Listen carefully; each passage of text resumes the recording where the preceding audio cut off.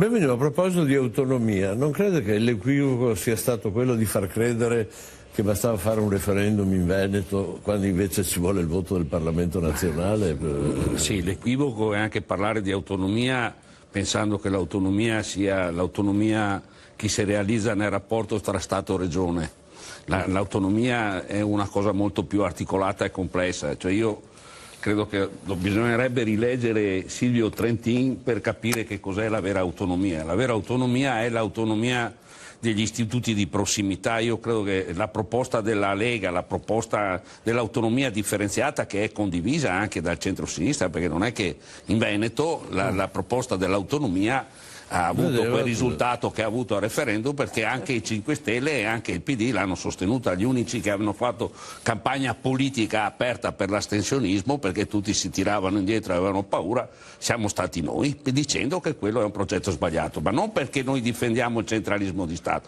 Secondo me i veneti se ne accorgeranno, perché io penso che ad esempio il voto in provincia di Rovigo, il voto in provincia di Belluno, che non è stato così plebiscitario, così come il voto in alcuni capoluoghi importanti, indica il fatto che non tutto il Veneto, diciamo, certo c'è stato un voto importante, non lo nego, io non mi nascondo, i fatti sono fatti, però ci sono state anche delle resistenze, non è che tutti i veneti, cioè c'è un problema secondo me che questo centralismo veneziano schiaccia quello che è a mio avviso quella che è a mio avviso la vera autonomia, quella che si realizza attraverso l'autogoverno delle comunità locali, nei comuni, nelle province eccetera.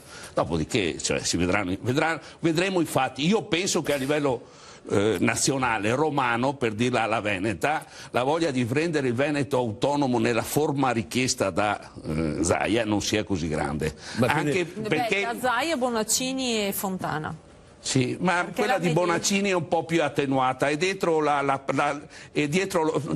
Zaia, voglio dire, non è che c'era un pezzo della Democrazia Cristiana nel Veneto che aveva come riferimento la Baviera, cioè quindi la CSU e il rapporto che c'era tra la CSU e la Democrazia Cristiana tedesca, ok? Sì. E bisogna stare non ha molto... chiesto 21 competenze come bisogna stare attenti perché qua il gioco della politica è molto articolato e complicato. La Democrazia Cristiana veneta voleva fare della Democrazia Cristiana nel Veneto la CSU italiana, cioè quindi un partito territoriale che è legato a un partito nazionale ma con una sua larghissima autonomia. Quindi pensateci sopra e dopo vedrete come... No, ma è vero che è un primo che lo segnale, chiedeva la Democrazia Cristiana. Va bene, ma scusate, adesso venendo... io sto dicendo che c'è una continuità. Venendo al dunque... ma non una continuità, ma non è una continuità. Io non voglio dire che Zaia è un democratico, voglio dire che c'è una storia dietro questo e che ad esempio, poi la chiudo perché non voglio monopolizzare un bel niente, ed è del tutto evidente che se Zaia, io non credo ai sondaggi e dico che il commento si fa dopo quando si vedono le schede, però se Zaia alla sua lista avrà quel risultato avremo un quadro politico del rapporto fra la Lega del Veneto, Zaia, diciamo così per semplificare, e Salvini, che sarà, o con lo Stato, ecco che sarà questo, perché il Veneto, perché si instaurerà una dialettica autonomista anche nelle relazioni politiche nazionali all'interno degli stessi partiti. Questa è la verità. Io non sostengo questo governo perché mi considero all'opposizione, perché siamo in opposizione in Europa e quindi anche in Italia, e io sono del partito della sinistra europea.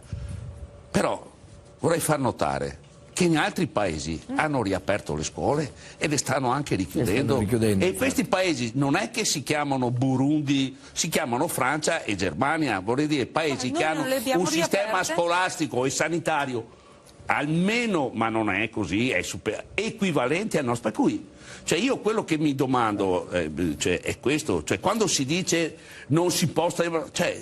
bisogna avere delle però... proposte alternative e garantire che queste proposte alternative garantiscono la sicurezza sia ai genitori che ai figli. Subito. Sono d'accordo su un punto, che le istituzioni di prossimità e quindi i comuni sono quelle che una volta dotate di strumenti sono in grado di agire con più efficacia sia sui problemi sociali sia sulle questioni sanitarie. Perché loro hanno i medici che danno una mano a fare le linee perché sono istituzioni di prossimità e questo e le spiego un'altra cosa, non le spiego perché non voglio avere questa presunzione, le dico anche un'altra cosa.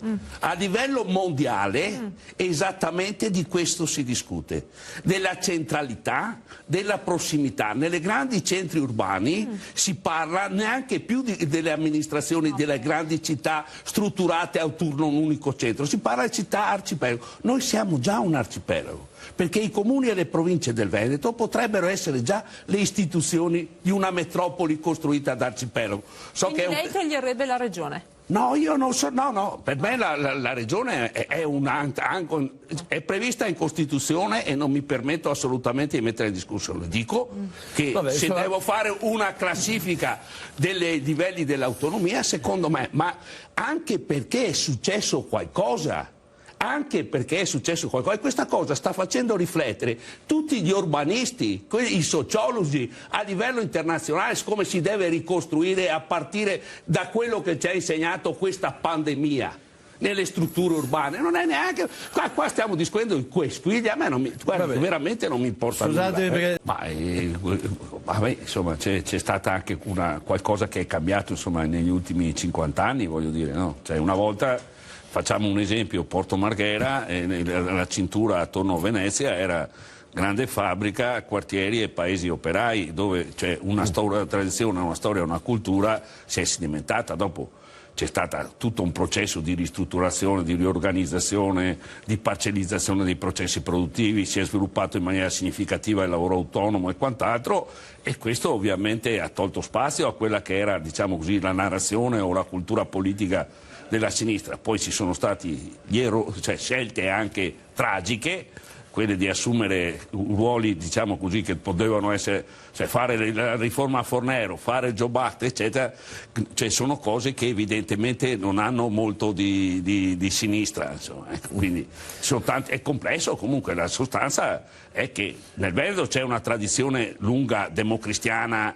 perché succedeva così anche quando, negli anni 60, eccetera. Però è anche vero che c'è stato comunque l'allargamento significativo della presenza della destra in luoghi in realtà dove prima c'era un'egemonia importante della sinistra, ma questo è legato anche alla trasformazione della società. Io penso che questa cosa può essere ampiamente, rovesciata a partire dal fatto che il modello di sviluppo che ha fatto crescere la destra, questo modello economico e sociale, secondo me, può essere che mi sbaglio, però ci sono segnali molto forti, è profondamente in crisi e noi lavoriamo su questo terreno qua. L'idea ora io ho fatto questo dibattito anche con curiosità, no?